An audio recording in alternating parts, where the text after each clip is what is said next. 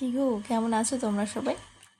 ভাবলাম ফ্রেশকে সকালটা আরও ফ্রেশভাবে শুরু করব, কিন্তু জিভটাই পুড়িয়ে বসলাম।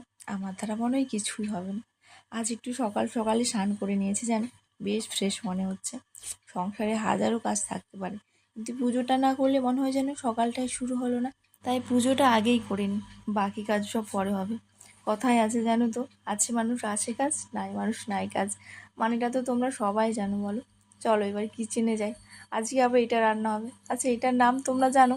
এটাকে মহারাষ্ট্রে বলে গলকা, অনেকে আবার সুরমায়ও বলে। নাম আলাদা রকম হলেও সবজিটা কাটার পরে ঝিঙে যেভাবে আমরা দেখতে পাই সেরকমই দেখতে লাগে, আর রান্নাটাও সেই টেস্টটা ঝিঙের মতোই লাগে।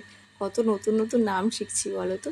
সে যাই হোক, আমি ওই মহারাষ্ট্রের গলকাকে ঝিঙে বলেই রান্না করে দিয়েছি। তবে এই মহারাষ্ট্রের গলকা দেখতে কিছুটা আমাদের সেই গ্রামের পুরুল ডালির মতো, যেগুলো সাবুন মাখার জন্য ব্যবহার করা হয়। চলো আজ আমি আসি, তোমরা সবাই ভালো থেকো আর চ্যানেলটাকে সাবস্ক্রাইব করে দিও।